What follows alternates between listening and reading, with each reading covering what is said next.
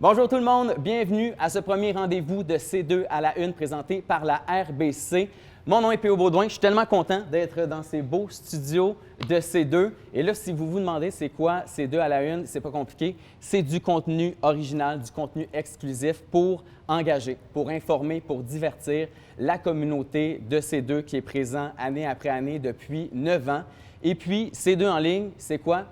Bien, c'est C2 Montréal, mais en ligne, avec des conférences, avec des ateliers, avec des expériences, du contenu exclusif. Ça se passe sur 10 jours. Et pour commencer, puis pour parler de cette première édition-là, on va aller rejoindre la chef de la création de C2, Génifère Legrand. Génifère, bienvenue à ce premier rendez-vous C2 à la une, chef de la création chez C2 depuis maintenant 7 ans. Oui, c'est ça. 7. On ne peut pas se le cacher, la transition dans les entreprises, le changement, ça a été un thème qui est toujours revenu en 2020, surtout aussi chez C2. Ça a été quoi le processus de la pré-pandémie jusqu'à aujourd'hui avec la première édition de C2 en ligne? J'imagine qu'il y a eu beaucoup de changements à travers les mois. Oui, beaucoup de mouvements, une très grande transition. Je te dirais que on savait depuis un moment qu'on devait développer une plateforme numérique, mais ça ne remontait jamais dans nos priorités. Puis en mars, on était à quelques semaines de commencer le montage de notre événement qui devait avoir lieu sur le site de McGill, où on devait accueillir 7000 participants et plus. Et donc, ça a été un choc comme pour tout le monde, puis particulièrement dans l'industrie de l'événementiel et des performances humaines. Et on a décidé d'accélérer le développement d'une plateforme numérique puis de faire cette transition-là pour pouvoir offrir un événement en ligne. Donc, aussitôt que ça a été annulé, on s'est tout de suite mis à penser à un événement virtuel. Oui, bien, il y a eu deux choses en parallèle. Il y avait comment on peut sauver l'entreprise, parce que du jour au lendemain, on a perdu 100% de nos revenus. Bien oui, c'est vrai. Et puis, il y a eu cette décision-là qui a été prise dans les premiers jours du confinement où on a décidé que nous, on allait offrir une expérience en ligne pour pouvoir rester aussi en contact avec nos participants. Chemin faisant, on a appris beaucoup. On ne suspectait pas, on ne soupçonnait pas à quel point ce serait une transition qui est difficile, qui est un peu inconfortable. On a fait beaucoup d'essais-erreurs, mais aujourd'hui, on est vraiment très fiers de livrer notre première semaine de programmation en ligne. Puis je pense que ce qui est important de mentionner aussi, c'est que C2, ça a toujours été au-delà de la créativité. Vous êtes toujours à l'avant-garde, puis vous avez toujours eu des thèmes. Et le thème cette année pour C2 en ligne, ça a été la résilience. Je pense qu'on ne pouvait pas choisir meilleur thème cette année. Pourquoi la résilience? Parce que la résilience est fondamentale dans un processus de réinvention.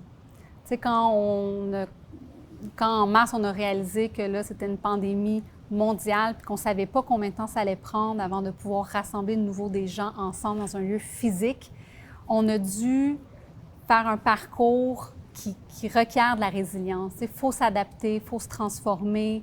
Essayer des nouvelles choses. Exact. De toujours rester en action. C'est ça. Puis il faut accepter aussi qu'on ne connaît pas l'aboutissement puis l'issue de chacune des décisions qu'on prend aujourd'hui, mais c'est un choix d'être dans l'action, comme tu dis, puis de s'assurer qu'on est proactif dans notre façon de nous transformer puis de nous réinventer. Donc, le choix du thème de la résilience, c'est aussi un thème qui est humble, puis aussi qui parle à tout le monde. Exact. Parce que qu'on soit citoyen, qu'on soit un parent, un étudiant... Une entreprise, une organisation. Exactement, chef d'entreprise, un artiste, tout le monde est dans un processus de résilience, les entreprises aussi. Et puis, pour nous, C2, évidemment, on ne fait pas exception. Puis c'est une façon de dire aux gens, mais regardez, soyez avec nous, on va essayer une rencontre en ligne pendant 10 jours. Puis on va revenir l'année prochaine. Exactement. Encore plus fort.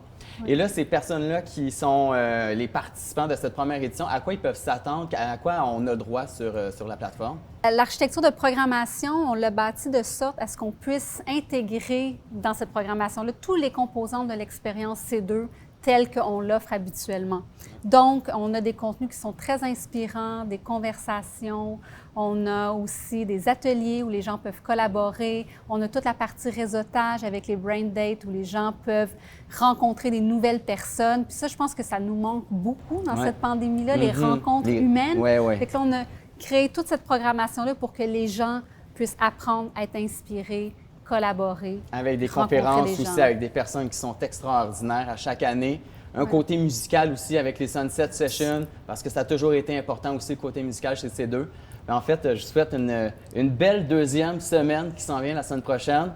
Puis je pense que c'est un succès déjà. Merci, merci. Plusieurs moments marquants pour cette première semaine, notamment la classe des maîtres de Malcolm Gladwell, un auteur de 5 best-sellers, nommé l'une des 100 personnes les plus influentes par le Times Magazine. Et le thème de cette classe de maîtres, l'art de la curiosité. Et pour les gens qui l'auraient manqué, c'est disponible sur la plateforme de C2. Un autre moment marquant, c'est le Sunset Session du groupe de musique Random Recipe qui a été en performance et en conversation avec Laurent Saunier. C'est disponible gratuitement sur la page Facebook de C2. Un autre moment très marquant cette semaine, c'est la conférence de Patrice Cullors, militante, autrice à succès et co-créatrice du mot-clic et du mouvement Black Lives Matter. On regarde un extrait. We hear a lot about diversity and inclusion in the business sector, and there's a lot of focus placed on diversity and inclusion. What would be, in your opinion, the strengths of that trend and the pitfalls as well? Well, I will say that I hate those words. The first thing I would do, and I've told this to many corporations, is stop using the word diversity and inclusion. Because usually what you do with diversity and inclusion is you create a quota in which white people in particular are saying what is diverse and what's inclusive. I would say challenge yourself and start thinking about a workplace that is anti-racist, a workplace that has an anti-racist identity, because you can have tons of people of color, of women, trans folks, of queer folks in your company, and it still be racist culture. It's still at the core of it being racist. Let's take police departments, for example. How many police departments have we seen that have a diverse police department? Let's talk about Baltimore and Freddie Gray. Baltimore Police Department was all Black. The people who killed Freddie Gray were not white police officers. It was Black police officers. And so people start to wonder, well, why would Black police officers kill other Black people? Well, it's not about the race, it's about the institution.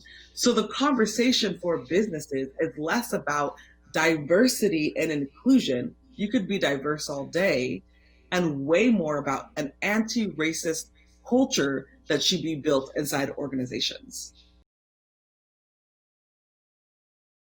One of the things I want people to leave this conversation with is join something. We need everybody to be a part of this movement, and being a part of this movement is not being a spectator. You may not be able to go to a protest. You may not be able to do the things that I do, but you can do something. Joining an organization, supporting an organization that's fighting for Black lives, or supporting an organization that you feel passionate about is really important. It's our duty as human beings to change the world for the better.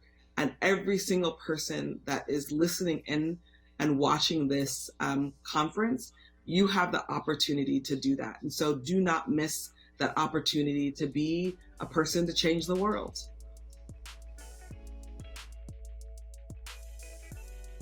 Je pense que tout le monde est d'accord pour dire qu'un des moments les plus attendus cette semaine, c'était la conférence avec Fonda, actrice, productrice, autrice, militante, activiste, qui se bat depuis plusieurs années sur plusieurs causes pour les droits de la femme, les droits des Premières Nations et surtout pour l'environnement. Et elle nous parle de sa vision de l'activisme. Alors, on regarde en exclusivité une partie de cette conférence qui était fort intéressante.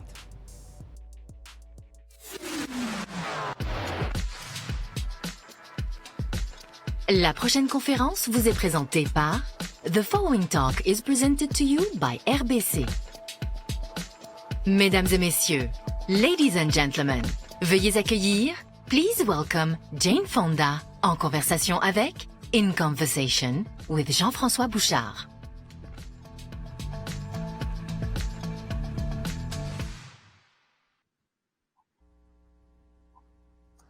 Bonjour à tous, bienvenue à C2 Montréal. Welcome everybody.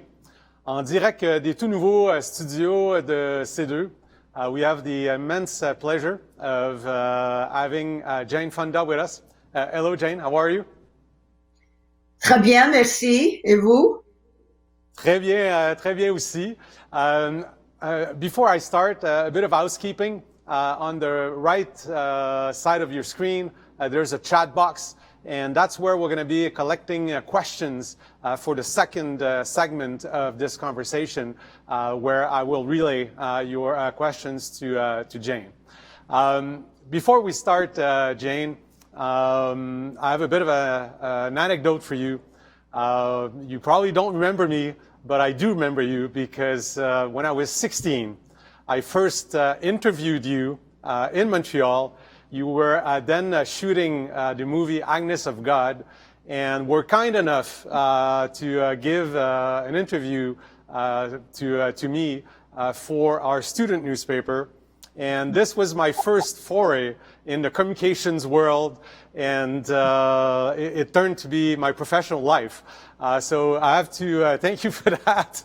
Now, 36 years later, we're still alive and kicking and doing this again together. It's pretty amazing. So thanks for accepting to join us.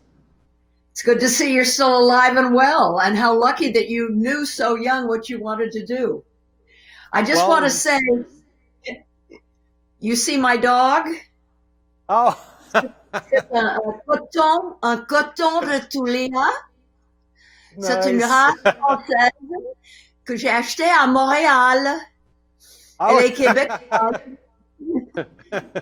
You know Montreal quite well, and you were supposed to be with us last May here in the city, but we'll take you online. It's better than nothing for sure. So obviously there's a lot to talk about today, but why don't we start by the beginning? Tell us about your early life and how you started as an actress. In 2 minutes or less. I'm Henry it can be more than that. That's a big question. I grew up in the United States. My father was a movie star named Henry Fonda. He was a progressive Democrat. And I loved him. I wanted him to love me. I admired him. I knew instinctively, even as a young girl, that his favorite roles were the roles in movies like Grapes of Wrath and 12 Angry Men and The Wrong Man, roles where he was standing up for the underdog, where he was fighting for justice. And I guess some of that must have gone into my bloodstream, like fertilizer that sat there for a long time until it began to sprout when I was older.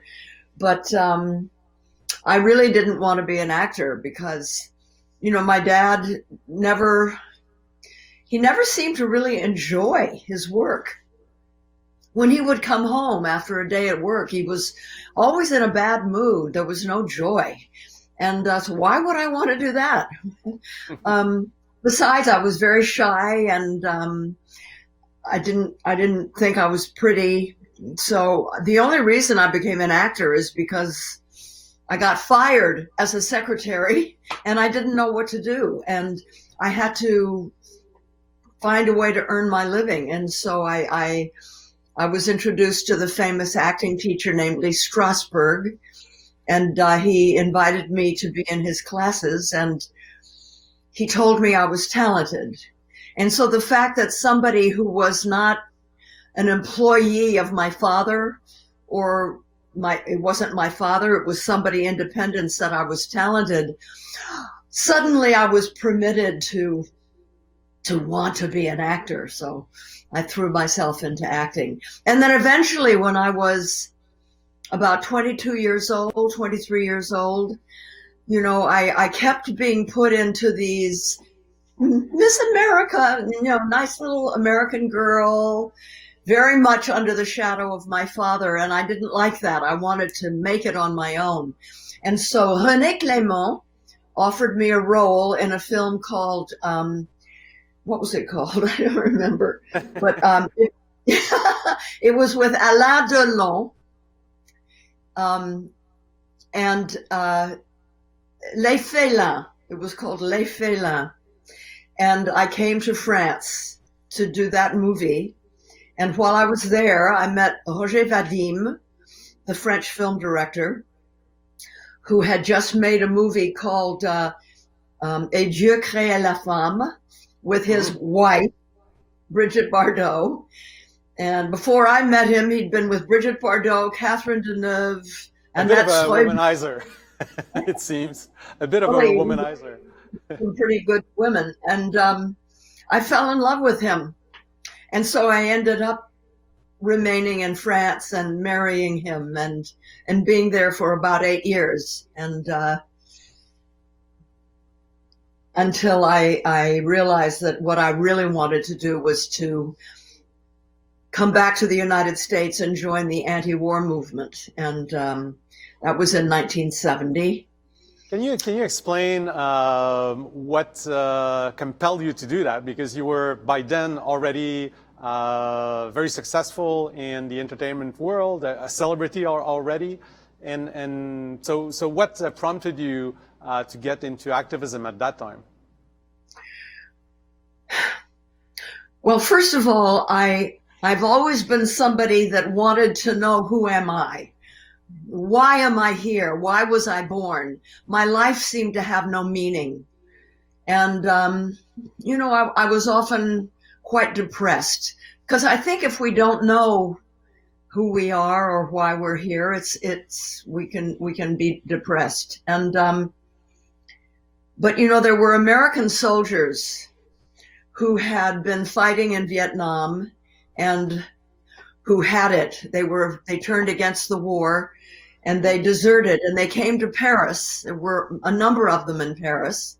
Oh, really? And they would look for their compatriots to help them with doctors or dentists or clothing, or, you know, they didn't have jobs.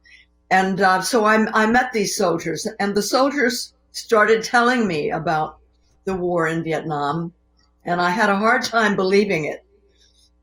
I was very, my father had been in the Second World War, and I just always thought that if American soldiers were fighting someplace, that it was good. It was this good side. But what I learned from these soldiers, and then from a book that they gave me to read, was that this was a very bad war, that this was a wrong war for all the wrong reasons. I was very close to Simone Signoret, the famous French actor.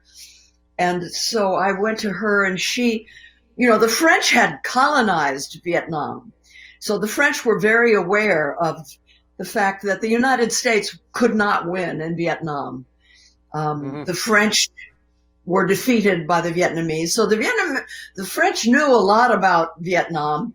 And so I went to Simone to ask her to explain to me the history of Vietnam and the French role in Vietnam. And all of that built up in me until I decided that I felt very uncomfortable being an American in France, surrounded by French people who were criticizing the United States because of Vietnam.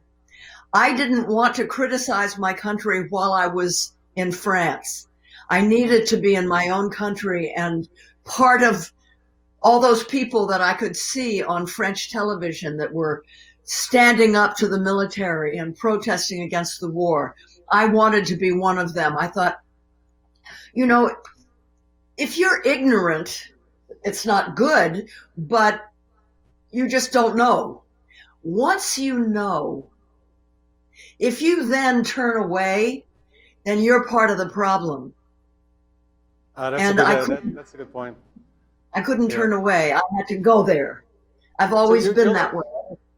your life is fascinating for the numerous transformations and reinventions that you did. That very first one was very risky for you because it was a subject that was very divisive back then, and you took great risk in terms of your career. Did you fear losing your career as an actress back then when you did that? I didn't care.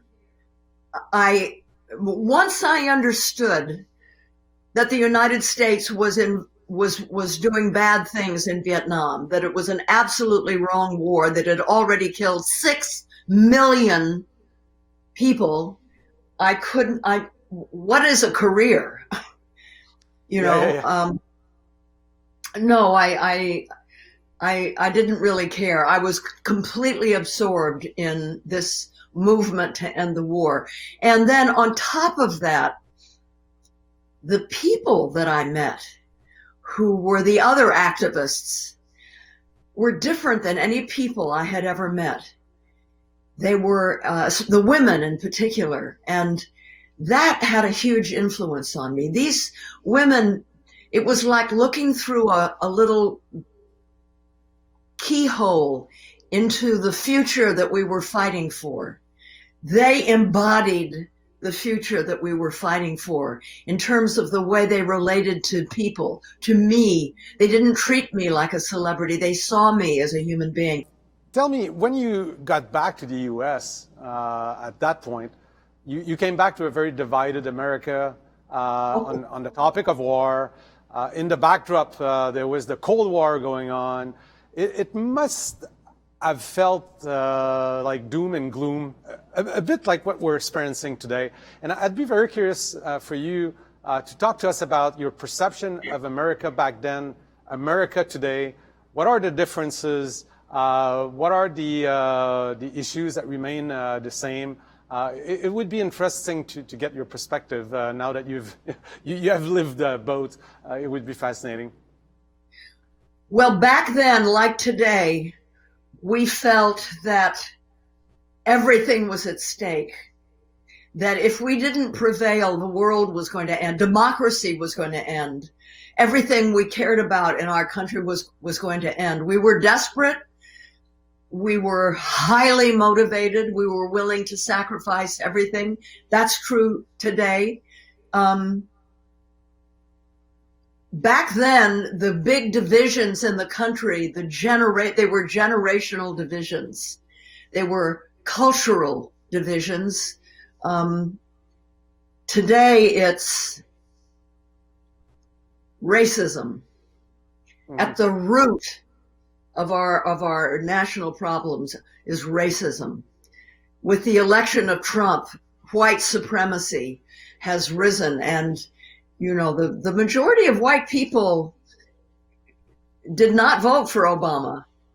They voted for Trump because they did not like the fact that a black man could become president. That's Trump's base. Some of those people now are peeling off because Trump is so offensive, but many still. The idea that, they're afraid that Democrats will allow a diversity in the American population that white people here do not like. Fast forward a bit to the late 70s and the 80s. You went from fighting for peace to a series of different causes that you've embraced.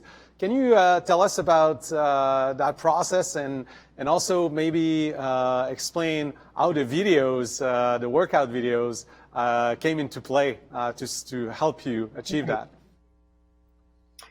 Well, in the mid-70s, the Vietnam War ended. There were 3 reasons the war ended. The Vietnamese themselves, who were willing to fight to the end. International public opinion that was vilifying the United States. And the American anti-war movement. That anti-war movement in the United States is left out of revisionist history.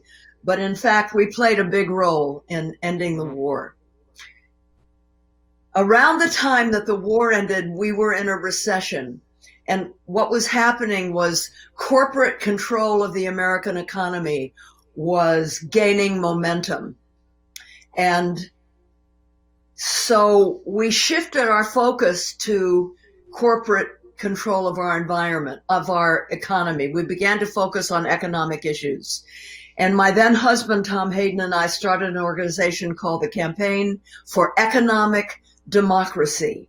You can have political democracy, but if you don't have economic democracy, if there's terrible inequality between the people who have a lot of money and the people who don't, then there's no democracy. And we started this organization in California, which is a huge state, and we needed money, and it was a recession. So I started the Jane Fonda workout in order to fund the Campaign for Economic Democracy. So you became a social businesswoman before the term existed, basically. Something like it. Yeah, that's right. Well, I discovered that there was a terrible, in my documentary, there's a section of these people at the airports holding signs, saying, feed Jane Fonda to the whales, attacking me. The person behind that, Lyndon LaRouche, was a terrible man that had this organization that would do that at airports or send men into bars where there were gay people and beat them up with chains. And I discovered that he funded his work with his own business. He had a computer business. So I thought, if I start a business, the money could go to fund what we're doing. And that's what I did. I didn't think it was going to be so successful, but it became very, very successful. I think you're credited for basically launching the video business in America, right, in large part. Yeah. Right? You sold 17 million copies of these videos, if I'm correct. Right. That's it's still the number one video. Oh, unbelievable. But the women's movement was starting to talk to me. I mean, my marriage was not democratic, and I began to do a lot of reading about women's struggle for liberation and empowerment, and I became more and more interested in the role of women, and so I began to get involved in the women's movement. Yes, and this is something you have been doing for the last 20 years or so. And on that topic, I was curious to hear you on a few things. First one is, was it complicated for you to reconcile your role as a quote-unquote sex symbol and being a feminist? How did you tackle this? Well, first of all, you can be sexy and a feminist. I know a lot of very sexy feminists. But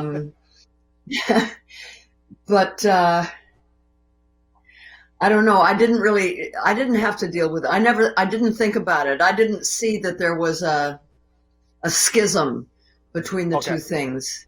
And you were never challenged in that regard, so that was not an issue for you? No. That's a good thing. My wife asked me to ask you a question, and it goes like this. Do you feel that the emancipation of women has put even more pressure on women who now have to conform to society's ideals of beauty, motherhood, but on top of it, also be very performing from a professional standpoint? It feels like we're expecting women to be superheroes, at this point in time. Is that something you don't view it this way? Can you explain your point of view on that? Yes. Feminism simply says that all people, men and women, should be free to fulfill their full potential in life. If they want to stay home and raise children, they should do that. And what a great thing to do. If they want to go out and work, they should be able to do that, but they should be paid the same as a man doing the same work. There shouldn't be differences. So it's not telling women how they should be. It's simply saying you have the right to be and become who you want to be. The opportunity should be there for you as they are for men, and the playing field should be level and equal. That's what feminism says. Yeah, that's great. Thank you. In your career as an actress and also as a producer, you have used some of your movies or TV shows to convey messages. I believe the first instance was a movie 9 to 5. More recently, with your it goes before that. Coming Home. Oh, okay. So can you explain your thinking behind the role of entertainment to influence culture? Well, movies influence culture, whether we like that or not. Is it intentional? With me, it became intentional. But movies are culture, and movies do influence culture. And there have been movies throughout the history of movies that have had an impact on our culture and have changed people's minds about things. And in about 1970 or 71, I didn't enjoy being in movies anymore. The kind of parts that I was offered did not fill me.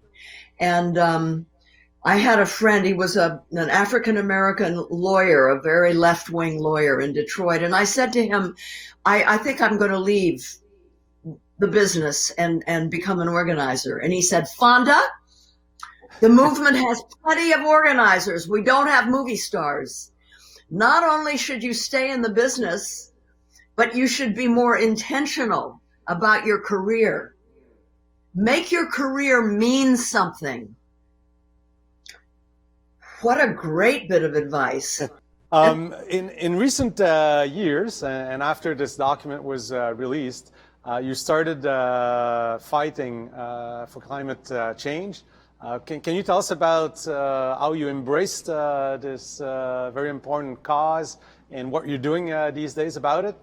Aside from going to prison, I mean. I have been an environmentalist for a long time.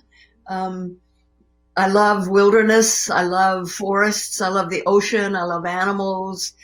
And I've tried to do things in my own life to become more responsible vis-a-vis the environment.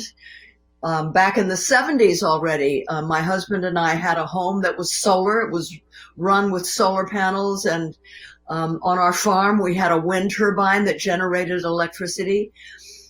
And up until about 2 years ago, I was doing individually, just me, I was doing all the right things, but I knew it wasn't enough.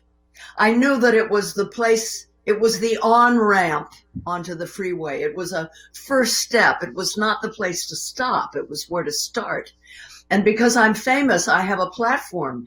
And I knew I wasn't using my platform like I should. And I didn't know what to do. And I was so depressed.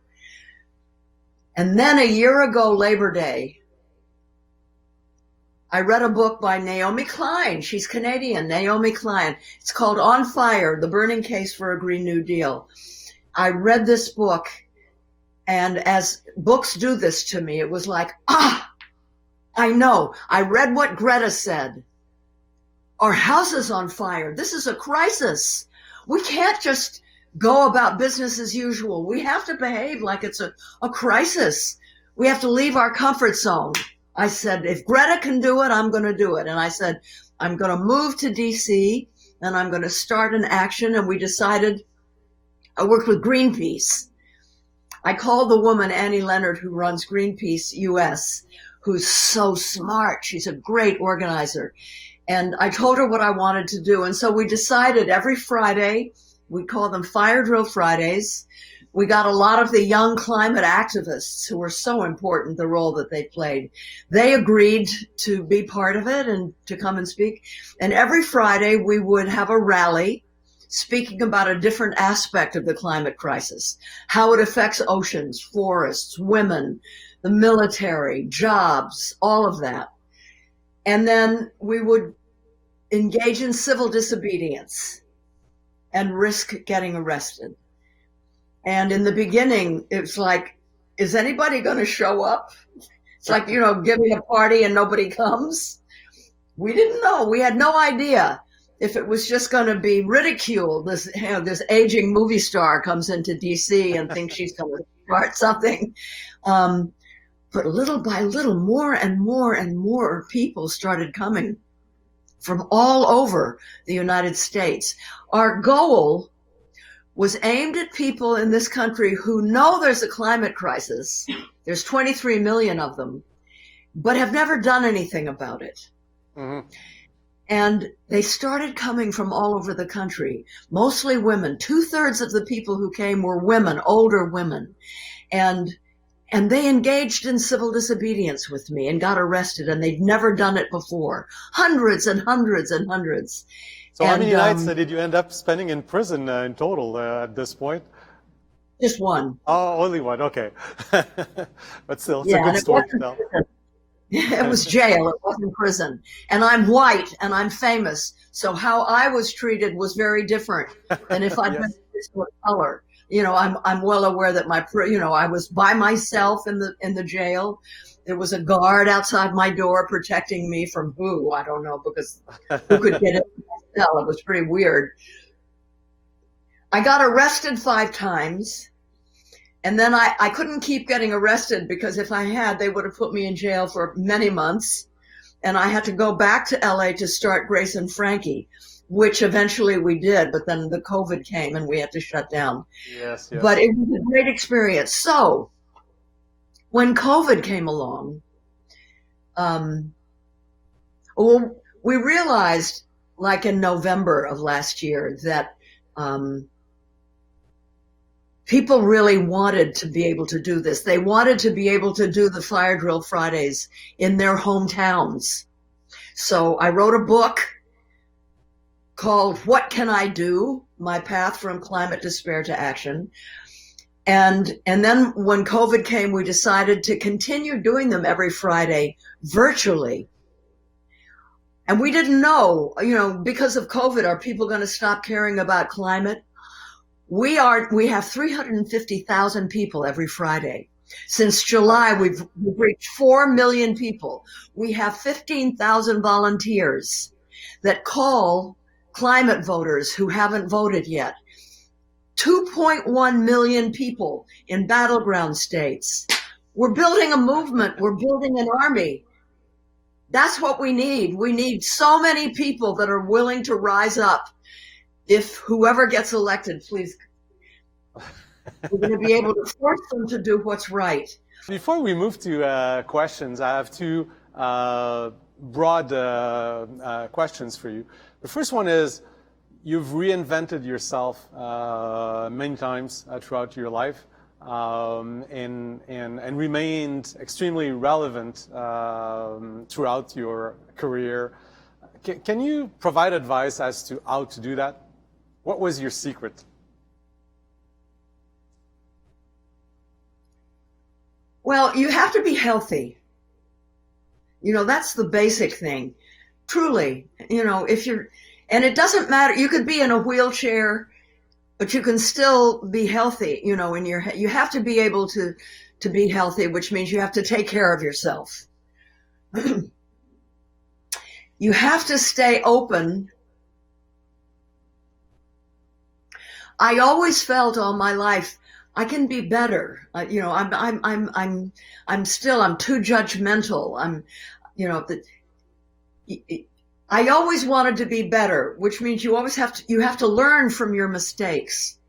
You can't kind of settle. I never wanted to settle. And so I think that it's kept me young. I mean, I'm almost 83 years old. I'm almost 83 years old. I have 2 fake hips, 1 fake knee, 1 fake thumb. But I think straight. And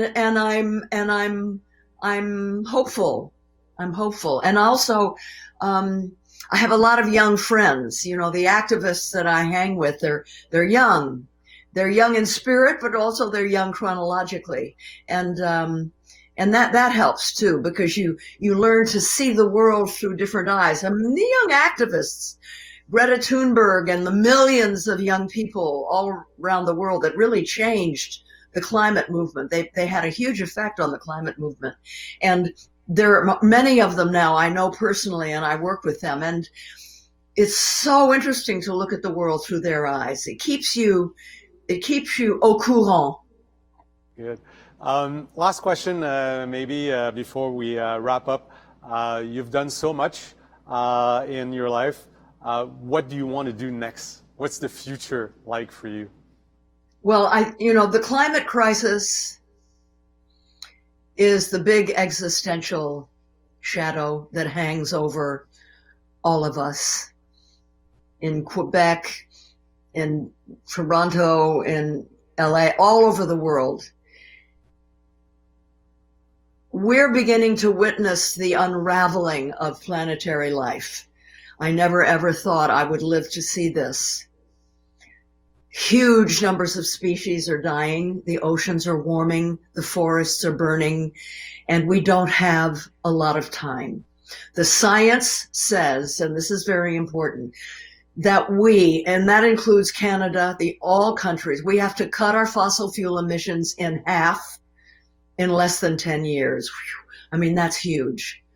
And then we have to phase out fossil fuels to 0 by mid-century.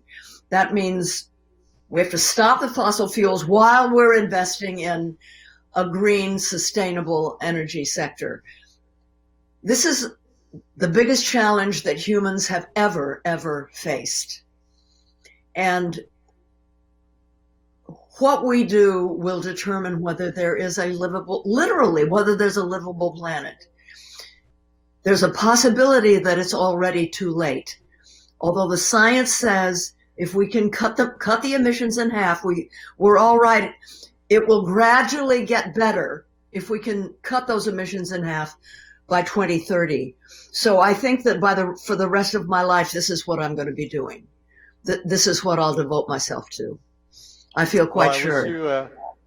I wish you the best with that. I thank you very much for joining us. I also want to thank RBC for making your presence possible. Thank you very much, Jane. It was a pleasure. It was a pleasure for me too. I love Canada. I love Montréal. Bye-bye. Thanks. C'est ce qui complète ce premier rendez-vous de C2 à la une. Merci d'avoir été là et à ne pas manquer la semaine prochaine les conférences de Gwyneth Paltrow, Jamila Jamil et Gary Vee, le Sunset Session avec Calitechnis et Moment Factory, l'atelier Défis culinaires, le Forum Québec électrique sur l'électrification des transports et plusieurs autres activités. Vraiment, merci d'avoir été là. Pour les gens qui ont des billets, je vous invite à aller vous enregistrer pour les activités de la semaine prochaine et pour regarder aussi les conférences que vous auriez manquées. Pour les gens qui n'ont pas de billets, je vous invite à vous en procurer sur le site de c2montréal.com. Et là-dessus, moi, je vous souhaite une belle soirée. Merci d'avoir été là. On se voit bientôt.